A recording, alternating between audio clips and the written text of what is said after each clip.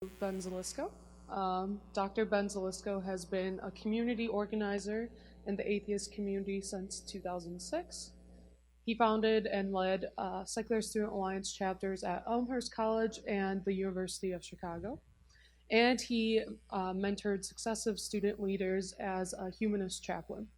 He went on to be the CEO of Sunday Assembly in Chicago, Church for Atheists. A scientist first and foremost, he earned a PhD in chemistry from the University of Chicago, where he worked for 9 years as a researcher, making novel molecules and studying membrane protein dynamics. Ben has appeared in public debates, blogs, TV, radio, museums, and lectures on a wide variety of topics. Last year, he made a big change to a dream career. He now lives in Washington, D.C., and works at the Pentagon as an analysis of DoD programs and strategy. His latest side gig is the podcast Beltway Science, conversations about the science behind public policy. Here is Secularism and Science and Institutions with Ben Zalisko.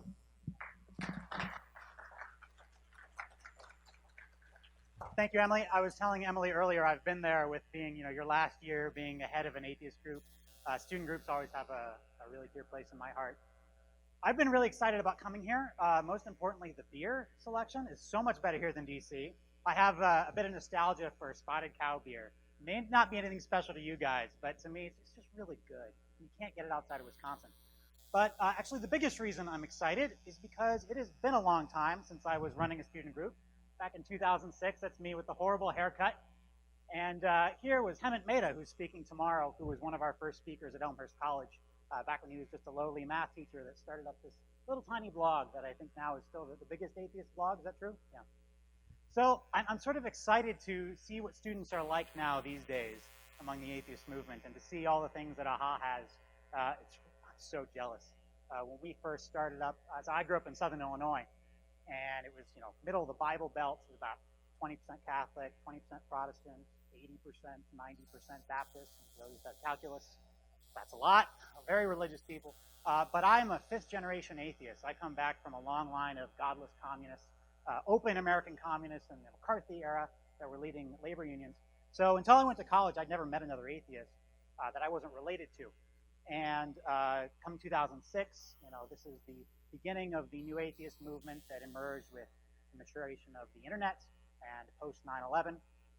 And I saw all these student groups of different religious organizations. I was in student government at the time, and I thought that'd be really cool if there was an atheist group like that. And so I sent out an email. It wasn't until I got the flood of emails back I met my first atheist that wasn't a Zalisko. So it was a struggle to get recognized as a religious college. And so we had to fight a lot of people just to be able to become a student organization. Built it up to something that people could find that safe space, find that community. I think it's really important. But things have changed a lot since then, especially for me. I've gotten to do science, I've gotten to go into Sunday Assembly. And now that I work at the Pentagon, I think about very big picture, fundamental issues. So I'm going to try and zoom out quite a bit and think about atheism in a slightly different way. Let me see if I can. Okay, so, well, I won't go there yet. I want to talk about institutions. We talk about atheists as being defined in the negative. It's kind of a strange thing that we all have this thing in common. We don't all come together because we don't believe in leprechauns. So what does it mean to be an atheist besides the fact that we all aren't theists, right? Well, if we have this atheist movement, we need to build something positive. What is it we want to reinforce? What is the world we want to build? What does the fact that we're atheists mean about what we're trying to accomplish here? And so I want you to think a little bit about institutions, what it means to be an atheist, and I'll start here. Why are you here? I mean physically in this room. This is a weird thing if you think about it. Ben Zalisko is not some super amazing expert that you couldn't see any other place. You could be home at YouTube watching Nobel laureates. You could have even watched my talk here on YouTube about a month from now when AHA posts this on YouTube. And then you could pause it, you could snack more, you could make noises, you could Google and see all the things that I said was wrong. You could be at home doing your homework, you could be doing your laundry. There's so many other things you could do when it was just about an efficient use of your time. We're simply getting the content that I'm going to talk at you, then sitting here in this room that you had to commute here, you have some danger of making awkward eye contact with somebody in the speaker. No danger of that if you're at home watching YouTube. So why are you here? I'm not telling you that you made a bad decision. You made a good decision. But think about it. Why? Thank you very much. But you were motivated. I just want you to think about that. Why is it special to be in this room with other people all facing the same direction? What does it mean that you committed these few hours of your day to think about atheism or to see what AHA is doing these days?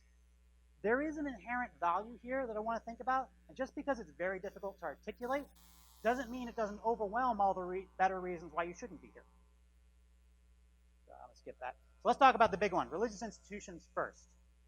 Let me first be very precise about what my critique of religion would be before I can talk about all the good things that they do, which is a challenge. Back when I was in college, it was always about the accommodationalists versus the confrontationalists. And I'm a confrontationalist. I was the hard-nosed, firebrand atheist. Still am. I don't really change my opinions, but this talk is not going to seem like that. So my critique of religion is that they make claims that are unjustified about the cosmos, about life, about humanity most importantly, unjustified at best, in clear contradiction with the evidence, more often than not.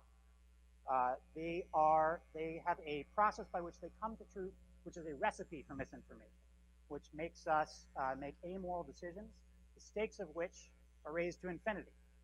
So this is a problem. It is incompatible with the enterprise of science. So the problem with religion is the belief system. But you think about church, I like going to church. I've never been religious before.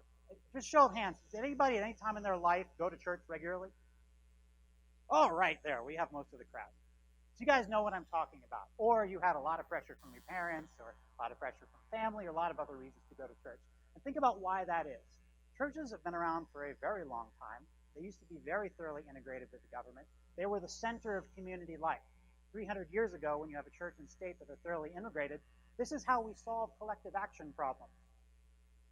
Think about climate legislation today. We can't all agree just to use fewer straws and we're going to solve things. We actually need government action, federal government action, to make something happen. Or we have a charity problem where somebody can't pay for the chemotherapy. Well, we could have a government solution to that.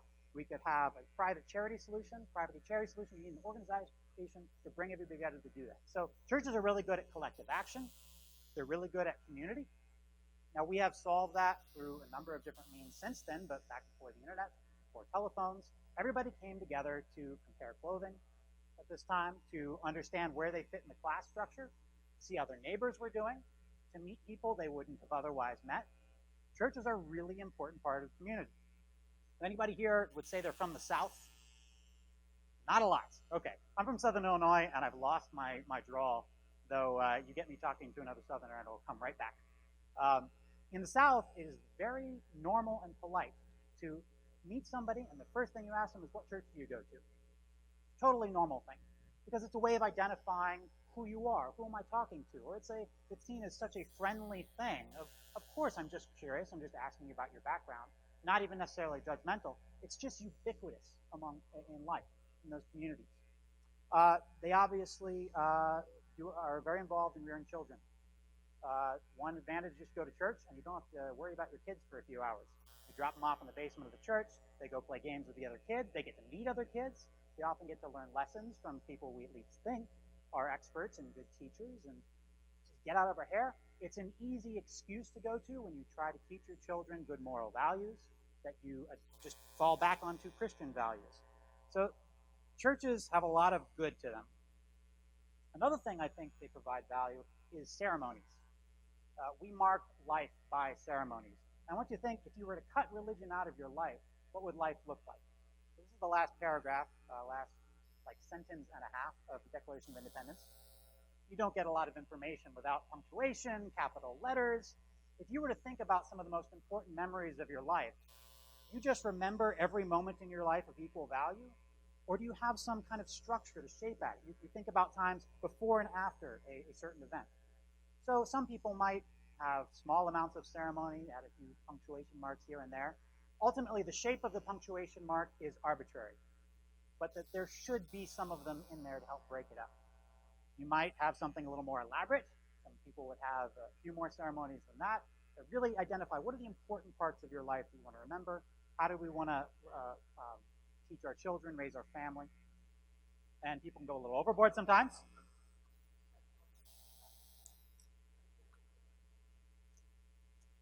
So there's a happy medium. And I think that as atheists, especially people who are religious and were used to certain kinds of holidays, certain kinds of routines, certain kinds of friends that they would see every time at Christmas and Easter even, when you leave the church, you leave behind more than just your community, but just a routine, just the kind of events that you have. I, for one, love Christmas. Love it. I love the aesthetic. I love community singing, and you will see that later with Sunday Assembly stuff. I'm a big fan of community singing.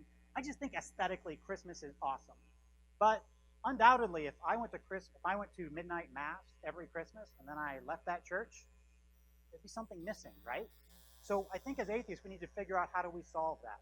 And maybe it's about going more toward pagan, solstice-y kinds of things. Maybe we need to think of things that are arbitrary. Maybe we just need more federal holidays. Who knows?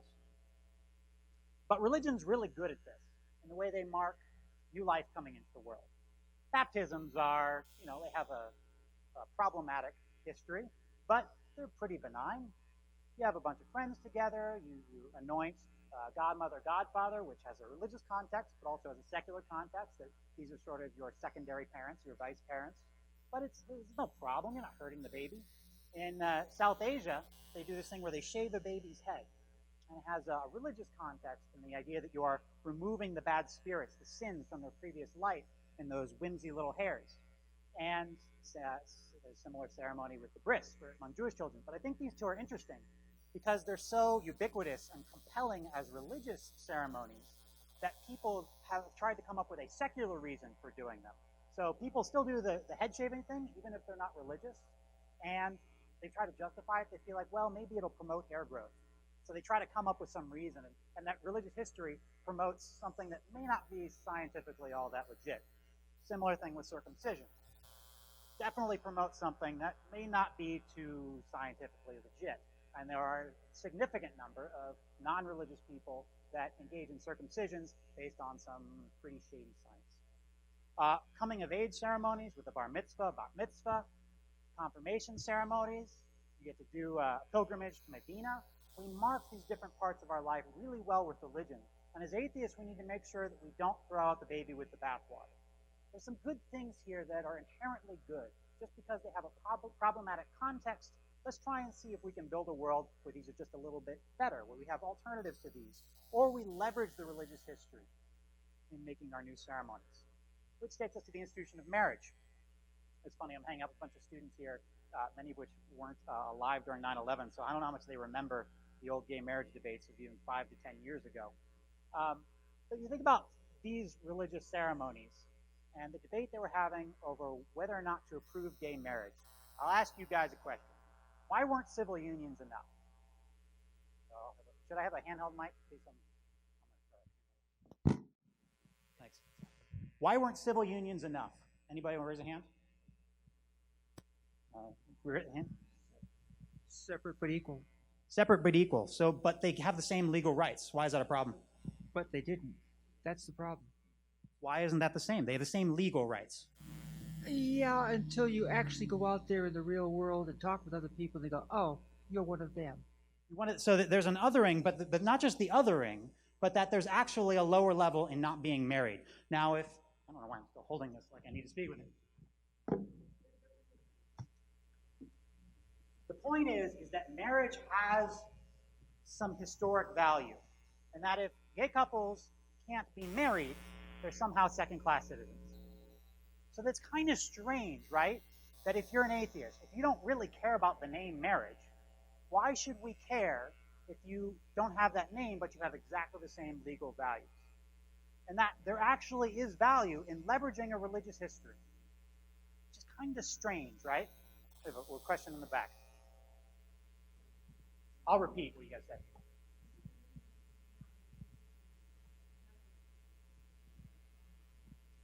She mentioned that with civil unions that you couldn't make medical decisions. I'm saying that let's say you had a civil union like President Obama had when he was first elected, that had every single right that people who were married had. Now, that may promote future political discussions where we say, well, you have a certain Republican supermajority, they're only going to give certain tax benefits to people that are married, not with civil unions. But let's just pretend there was a world where the only distinction was the name. The point is that you can leverage this religious history. Now, we have other ways of doing this. in taking some of the things that religion did kind of well. Collective action, community, coming-of-age ceremonies, public recognition of a legitimate coupling. One of my favorite things about marriage is the idea that, if anybody has a problem with who these people should wed, speak now or forever hold your peace. Sometimes that has a context of, anybody know if she's not a virgin? Everybody thinks she's a virgin? Okay, cool, now I can marry her. That's obviously a problematic history. Another version was that in small communities, they wanted to make sure that the whole community supported this partnership because they were going to stop working for a little while as they went and had babies. And so the community demonstrated their support for that partnership because the men in that community were willing to band together to make up for the lost productivity. It's kind of a beautiful thing, right? That the community supports this partnership. There's value in that history. So this is an institution that many atheists have vowed themselves about, me too, as well as the institution of divorce. And I have lots of thoughts about marriage, and I think what will be valuable about this conversation and many others is our conversations we have afterwards. So you can pick my brain about that. There are other ways of leveraging this religious history. Unitarians are one of them. Anybody ever been to a UU church, Unitarian Universalists? About half. Anybody know? So Bertrand Russell used to say about Unitarians that they believed in one God at the most. They're sort of religious in name only. The old joke of what do you get when you cross a Jehovah's Witness with a Unitarian? Somebody who shows up at your door for no particular reason. I have family who are Unitarians actually in Milwaukee, and we had Thanksgiving dinner with their Unitarian pastor. And she admitted after extensive conversation that the only reason they were a church was for the tax benefit. That ultimately, they were just a community with all the valuable things that I see in religious institutions. And I'm a fan. Now, if you're an anti-theist, if you're somebody who thinks that not only is religion false, that there are no gods, but that religion is a negative influence, you're not going to feel very comfortable in a Unitarian church. A lot of religious kind of dialogue, a lot of phrases that some people might say Einstein's God, that use God in a metaphorical context. There is preaching of Christianity as a good thing, whether it's true or not. And so it can make a lot of people uncomfortable being at a UU church. Another way that people have found community is through the internet. And this is what we see with the atheist community really growing, is that people found Reddit was their new home, or other kinds of blogs in their young times. Now blogs are mainstream media. Another way is through student organizations. When I was running a student organization at Elmhurst, one thing you don't appreciate once you leave college is how easy it is to form a club when you're in college. You can just grab a conference room, not even just having a Haas budget, but just being at a nowhere school. You can meet in a dorm conference area. You can just grab a room because you're a student organization. You can get a few $100. It's really easy to build an organization. I don't think we figured out how to do this well as adults, but we gave it a try.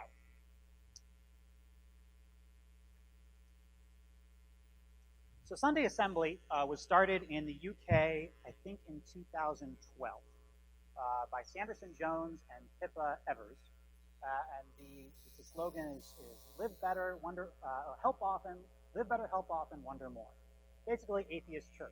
So let's try and do the UU thing in a way that anti-theists would feel a little bit more comfortable.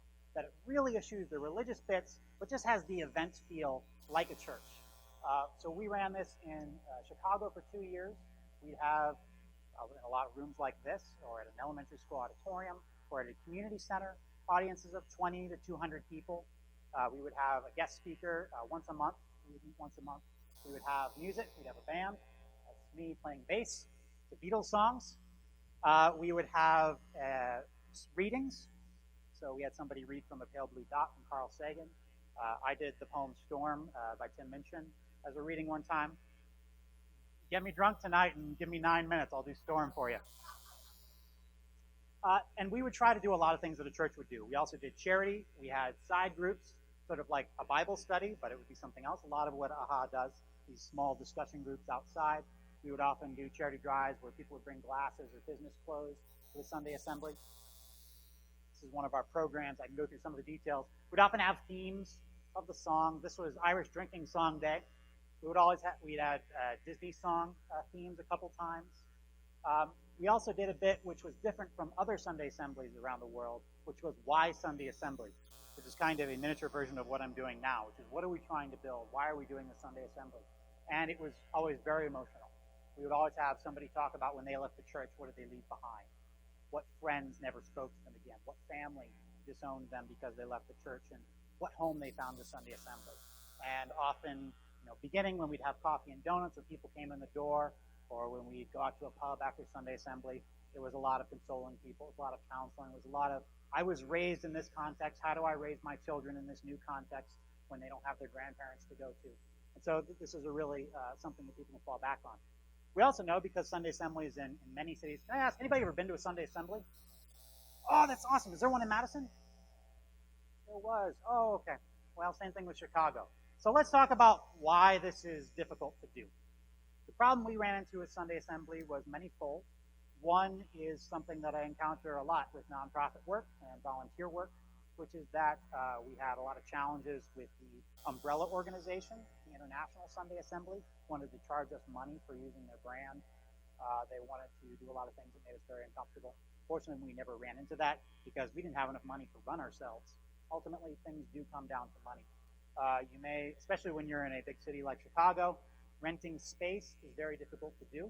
And if you can't rent space in a prime location, you won't recruit the amount of members that can come there to give you the donations to keep your thing going. So we were at about 70% of what our business model needed to do to generate income. We lasted on a couple very generous donations for 2 years, but ultimately we just can't collect enough. So how can churches do this? There is a church rule that generally you can't expect anybody to travel more than 10 minutes to your church, which is an interesting rule of thumb. Yet another thing we learned from what churches do in this space.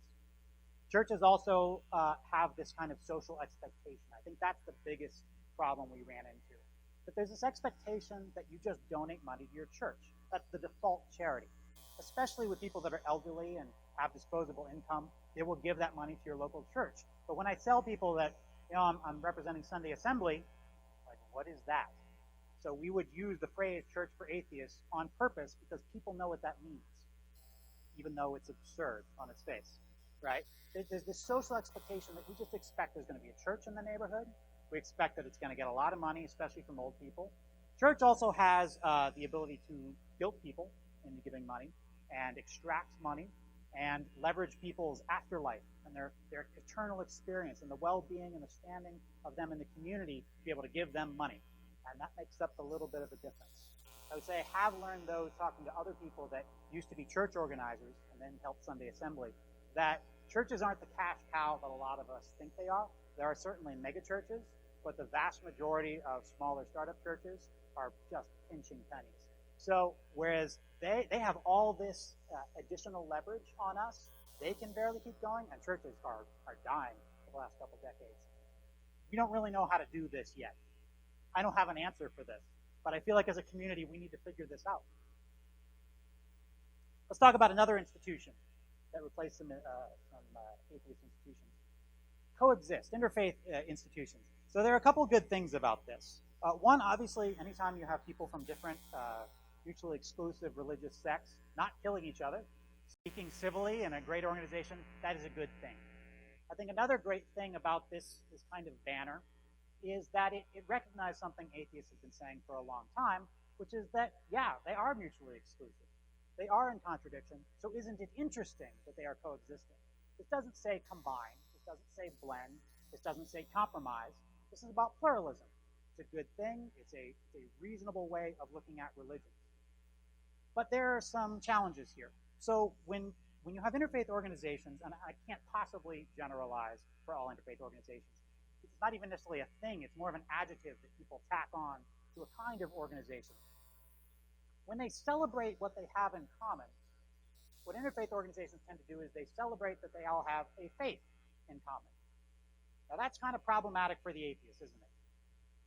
Many interfaith organizations, and certainly more recently than not, welcome atheists to the table. They can be members of these organizations, they can participate in the conversation. But there's a problem with the way these organizations are framed. And this worries me a little bit, especially when you think about the religious history of the United States. Why do we have a separation of church and state? it's not, yes, we were founded on Enlightenment values. We all like this idea, but mostly it was out of fear because no religion had a majority in the early United States. The phrase separation of church and state was from a letter of Thomas Jefferson, which was adjudicating a conflict between the Presbyterians and the Congregationalists. Because before very recent history, Christians were something that you understood what that meant, but there were so many different sects that were very distrustful that they were willing to say, okay, nobody gets to be in charge of the government because we're all afraid of everybody else. Once you start to get a majority of people belonging to one religion, which is being Christians, that starts to get problematic for the minorities, and we've seen that over the last few decades. So, as the only person that doesn't count in the interfaith organizations, I'm just a little worried. I'm a little skeptical. And so, what I'd like to see these organizations do is, rather than celebrating what they have in common as being faith, celebrate what they have in common being humanism. Now, I have brought this up to many, many, many interfaith organizations. And consistently the answer is, but humanist means atheist. But wait a minute. You can be a Christian humanist. In fact, the name humanism, the title humanism, comes from a Judeo-Christian background. So kind of strange that they would think that. And I think this betrays something that I do see in a lot of these organizations. Again, can't possibly overgeneralize. Some of my greatest friends are members of interfaith organizations. I think that this betrays a tone that part of what brings interfaith organizations together is, yeah, we may be from different faiths, but at least we have a faith. At least we're not atheists. It's another thing that kind of motivates the phrase agnostic. I used it. I was in high school in a Bible Belt, small public high school, and I had a girlfriend that I was really excited about dating, and she found out from somebody who said I was an atheist, and she broke up with me, and I said, no, I'm not an atheist, I'm agnostic. I'm agnostic. I'm nothing like those atheists. That's problematic, because I was. So the same thing. Atheism is a very broad umbrella term. But the point was, I was trying to find any way that I would avoid being an atheist. And what I did was I was betraying my brothers and sisters in the atheist movement who needed my solidarity. That we could all be on the same page here. We're all just humanists. Ultimately, that's what interfaith organizations say they're trying to do. Let's just make it consistent with the language. So I think that will spawn some good discussion. Let's talk about something a little bit lighter. So tribalism. A lot of people are being critical of sports fans, especially among us millennials, that it's just tribalism. All you're doing is rooting for different kinds of laundry. Even the players change every single year. You get these kind of absurd behavior from drunk sports fans. I don't agree. I think sports are great. I think sports fans are fantastic. I think it is an outlet for a natural tribalism that we primates have. And if there isn't a healthier outlet than sports, I don't know of one. Now, it's possible that really big sports superfans are somehow justifying tribalism with this. I'm skeptical of that. I think it is a healthy outlet. I think that every single one of these Cubs fans knows, no matter how drunk they are, that this is a little silly. And I'm a huge Cubs fan. And I bawled when they won the World Series in 2016. So I was thinking of my grandfather and my family. But I know that the Cubs aren't actually that different from the Cardinals. There's different cultures, but yeah, we all know this is a little silly. And I grew up by St. Louis too. I was in it. I had cigarettes thrown at me as a little kid by Cardinal fans. But it's fine. This is silly. We all understand that this is a game. So people are critical of sports fans. I don't understand how people can be pro-drug, pro-THC, alcohol, tobacco, caffeine, and not think that this isn't a really cool drug too. We have this dopamine response when we exist as a tribe. So let's make sure we have healthy outlets so that we don't start waging holy wars.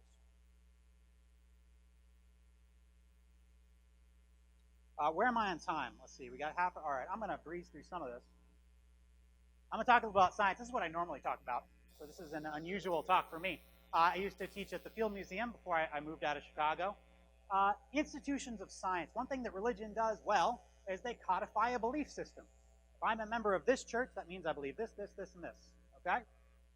If I'm a member of an organization, maybe I don't agree with 100% of what they believe, but it's a shorthand. Labels are very useful. Just because I say I'm an atheist doesn't mean I've agreed with every atheist that has ever lived. I'm not necessarily branded with all of that. But I should probably agree with most of the atheists. Let's say 51%. I'm not going to adopt the label, right? So scientific institutions have to do this too, whether it be institutions of higher education. This is what justifies an educated individual, and I certify that this person is a Bachelor of Science, is a doctorate of philosophy, right? Museums do a good job of that too. But as we look back in history, we start to question the institution's validity when we see how wrong they were. So over here on the left, this is a painting from Charles Knight, a great paleo artist from the turn of the century. And he was just making the most accurate scientific paintings of his time that he could possibly come up with, which by modern standards are very wrong. This is back when we thought of T-Rex as this lizard-like creature. In fact, dinosaur means terrible lizard. Where you see this guy in the back, he's sitting up like a puppy dog, and his tail is dragging on the ground. That is not the way these guys look at all. Then we get back to when Sioux is discovered, about the turn of the millennium, and you get this Jurassic Park picture of a more active bird-like stance with a rigid tail, a more active jumping, running creature, go about 20 to 30 miles per hour, a much more active creature. Now, that's when Sioux is posted here, about 2000. But even over the last 20 years, we've learned that this is pretty wrong too. She's missing some pieces. She's missing gastralia, these belly ribs that would have been embedded in her skin. Her shoulder blades should actually be touching together. The angle of her ribs is wrong. And my favorite part has to do with her posture here. If you look at her knees, anybody notice something that's weird about her knees? Anybody want to shout it out? Something's weird about her knees. She's missing something that you have. No kneecaps, exactly. Sue doesn't have kneecaps. Now, why do we have kneecaps? They're not for protection. They're about muscle connection. Yeah, leverage, exactly. So that your quad muscle is attached to your patella, and the patella attached to your shin bone. What it allows us to do is this. And I'm a catcher, so I really appreciate my kneecaps.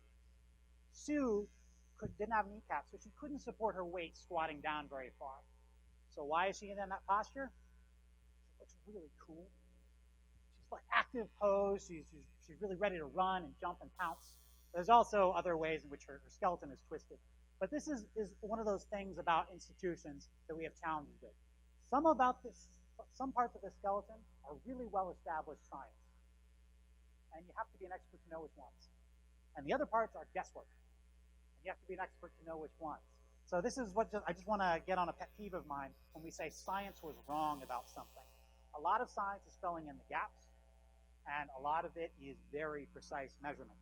So this is looking a little more accurate. Sue was just redone, which I have to commend the Field Museum for, because even going 20 years and then investing a few $1 million into redoing your skeleton to make sure it's perfectly accurate is really cool. So good on them. Just a fun thing, because I'm talking science now. I could talk about dinosaurs forever. Notice the little, let's see if I can do this with a laser point. Nope, can't. So there's a little tiny bone between her shoulder blades. It's a little thing. It's called a furculum, but you all know it by a different name. The wishbone. This is a giant chicken. So in the means of what we talk about science being wrong, back in 1990 when Spielberg was making Jurassic Park, he was talking to some paleontologists, and he told them, we think some of these guys might have had feathers.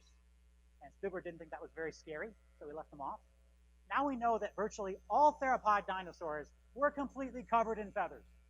Almost all. There were a few allosaurids that maybe not, but it's really remarkable. These guys are giant walking chickens. So you compare this to the Charles Knight, you see a much bigger difference. Media institutions, also very important to finding out what is true, to coalescing our beliefs.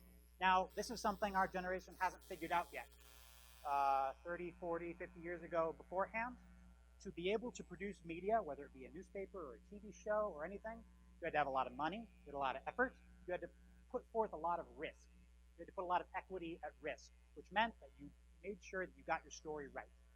So simply by being on the air, by being media, meant that you were a good journalist, and a lot of our more elderly people got used to that. So when you look at the stats of who spreads fake news on Facebook, it's almost all people over 50. Because they're used to, if you see it on a screen, it must have a lot of equity behind it, as opposed to some guy that just wrote it on their phone. So there are some generational divides. Not only do we need to find new ways to do these old religious institutions, these old different institutions a new way, we need to find a way to mark what is valuable media and what is not.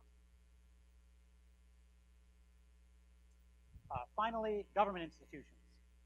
So, as I said before, 300 years ago, church and state were the same thing, and that our collective action problem was solved not only by governments but by churches. Now we solve them almost exclusively by governments. And we haven't really figured out how to do that well yet. We justly put a very high bar on what a government can do because government is special in that they have a monopoly on violence. Government is the only entity that can kill you, and that's it. They have a lot of reasons why they have to do that, and we have to set up a very firm framework on how to do that. They're the only institution that can enslave you. Everybody know where this came from? I'm from DC. I just assume everybody knows all this stuff. You talk to your CBS person about what they saw on Politico that morning. So why did Robert Mueller do this? Because there's a very high bar. Think about what the politics have been like for the last 2 years. Every Democrat in the country, we have to see what Bob Mueller says about President Trump. Every Republican in the country. Well, I'll talk about that later once we see what Bob Mueller says about President Trump. I guarantee you Bob Mueller has a lot of opinions about President Trump. So why didn't he use that power? He could have said anything he wants, and he's been given all of this equity, all of this power, and he didn't use it. Because the institution is more important than his individual power, right? And I think we need to have a new appreciation for institutions right now. I'll skip this part. I'll come back to it if there's an issue. Another thing you might have noticed, I only ever call him President Trump. I work in the Pentagon. I have my opinions. I've been a political junkie since 1992. I was 5 years old at a Clinton rally, and I was 17. I was working 40 hours on a political campaign, and I couldn't even vote. I came up in 2004. I became politically mature, opposing the Iraq War. You guys looking forward to the next presidential election? 2004 crushed. I had no way. I couldn't imagine President Bush being reelected. He was unpopular. He had his 2 wars that he'd done a horrible job of, that he had lied to the country about. How could this possibly happen? It crushed him. So prepare yourselves emotionally for 2020. But think about it. 4 years after that, we got Barack Obama. Think about things on a much bigger scale. It doesn't seem quite so consequential. Now, when I was in college, has anybody read The Moral Landscape by Sam Harris? It's fantastic. It's fantastic. It's the clearest way of painting a picture of consequentialist philosophy. It kind of frustrated me because he said it, what I was trying to say, so much better than I could ever possibly have said it. It's the idea that all possible choices exist on a landscape of well-being, and that we choose these peaks on this landscape, and that, you can model the universe. All of this is in the realm of science, so we need a science of morality. And then I got a job at the Pentagon, and my job is basically to do that, to model the universe and find the most moral decisions. How do we make programmatic and strategic choices based on science? Which is sort of a big, okay, smart guy, have at it. Have some fun with that. You think you can model the universe? Have fun. And you start to appreciate that, yes, I'm still a consequentialist. I still believe that non-overlapping magisteria is absurd. I still believe that there should be a science of human morality. I am still all of these things. But ultimately, sometimes we have to be Kantian just for pragmatic reasons. How do you have a foreign policy without just following established game theory rules and following more Kantian-type ethics? And so I've seen things, even though I haven't changed my mind, there's a pragmatic side to all of these deep philosophical arguments. See a quick cheap plug for my podcast. If you want to select the QR code, this is me and a few colleagues who are PhD scientists that work in the federal government, and we talk about the science behind public policy. If I have any advice for the students, you guys are trying to build new institutions. You're trying to be community organizers. Study religion in the same way that Coke studied Pepsi. Study how they've done it, because they've been doing this for a very long time. How do you do this thing, just in your spare time with volunteers? There are a lot of tips and tricks of the trade. But also be wary that you don't adopt the things for the wrong reason. We did a podcast recently about combating misinformation. And there was an article that said, basically, how do you combat the misinformation that uses, fallacy A, B, and C? Make sure you use fallacy A, B, and C to combat that misinformation. And it's okay in your hands because you're telling the truth. Make sure that you're doing things for the right reason. Also, if you ever heard the phrase, if you want to go fast, go alone. If you want to go together, or if you want to go far, go together, right? Well, I'd say if you want to go as a volunteer in your spare time, the organizers, Find a charismatic leader. Leverage charisma and try to get people to be there for different reasons than the way you're trying to recruit them. A lot of these basic kind of lessons don't work so much when you're just doing things in your spare time. Also set short-term goals. Your organization probably won't last very long, even as much as you might like to plan for it being around indefinitely. Pace yourself. I'd also say if you want to do cool things in life, say yes quickly, and then be prepared to do a lot of things you shouldn't have said yes to. Sometimes you just got to try a lot of things, and you'll learn about a lot of different things. If you guys have any questions, I'd be happy to carry on the conversation.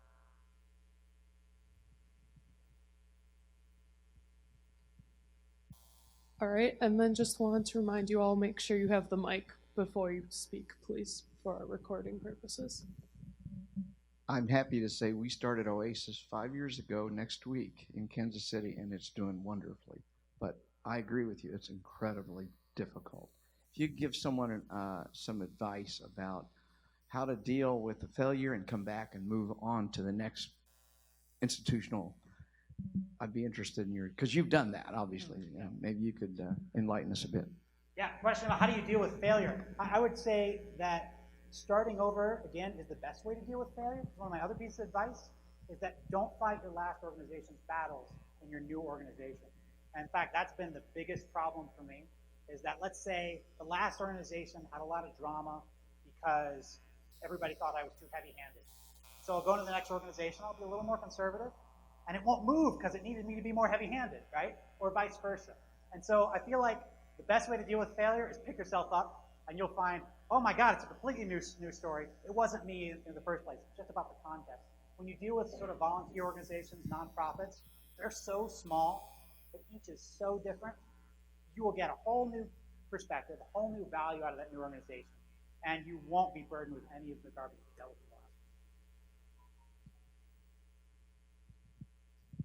Okay, so for the very end there, you were talking about if they use, they're using fallacy A, B, and C, and you were saying, well, then you should also use fallacy A, B, and C. Shouldn't. You shouldn't. Okay, I was confused then. All right, fantastic. This was this article that we read. Okay. That was a guy that was saying that. Okay. Basically, build a narrative, and that once you narrate, you are hijacking people's mind. Now, there's one thing about being a good communicator. There's another thing about trying to influence people in a way that is not evidence-based, it is not reason-based, it is just trying to leverage their emotions. Okay, so what they were saying. There's value in that, but then you just have to be, with great power comes great responsibility. If you're a good communicator, you don't use that for evil. Okay, so I guess essentially what they were saying was that, intentions are really the most important thing, and you're disagreeing with that intentions aren't everything when it comes to the situation. Okay. I would agree. Yeah, so here's a good example. So let's talk about faith. When I say that I have faith in your capability to be a good person, right? What does that mean? Now, let's say I don't actually mean that in the colloquial sense. I mean it in a religious sense, and that I have actually no evidence. Let's say I've just met you, and I have faith that you're a good person. It's not a bad thing. I'm saying that I have confidence in you. That's a good thing. But I'm also empowering the idea that that's how we should judge people, as opposed to on the evidence, as opposed to what the evidence suggests that you will do in the future, right? So I'm empowering a bad way of thinking. Right, okay.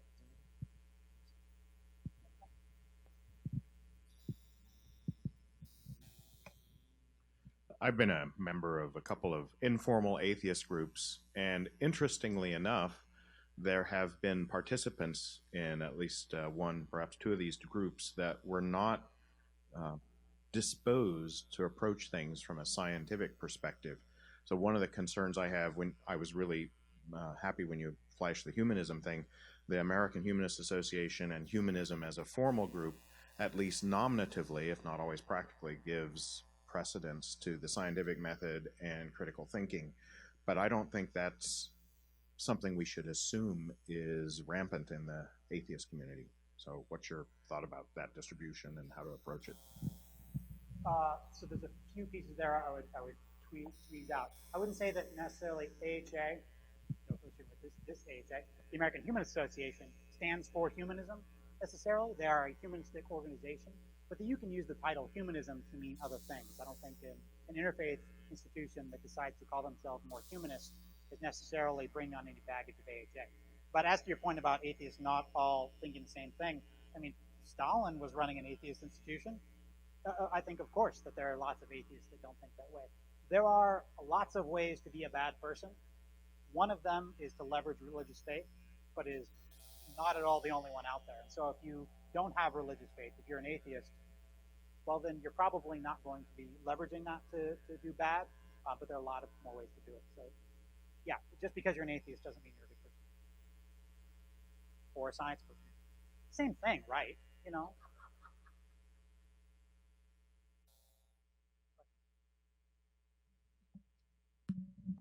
Thanks for your talk. I'm wondering if you could just clarify a little bit about what is in your mind the difference between like the institutional message of an interfaith group versus the institutional message of a secularist group. Sorry, could you repeat that? How would you differentiate the purpose of an interfaith group versus that of a secular group? Well, the purpose is going to depend on what the organization says they are. But so let's just hit on the only information I'm given in that question, which is what are they called? So if you're an interfaith group, if we just tease apart the language, that means between faiths. So it's exclusively everybody but those that don't have faith, double negative there. So as opposed to an atheist group, which is going to include atheists. I don't know about you guys, I don't know how it works, but when we ran an SSA at Elmhurst College, we had more religious people than atheists in our group. Just people that agreed with us and wanted to learn from us and wanted to make sure we had support because they saw how we were treated by other people. So interfaith groups, I don't know if that's how they see atheists. It's going to depend from organization to organization. But if you have an interfaith organization that wants to include everybody equally, I think that the interfaith label isn't consistent with that.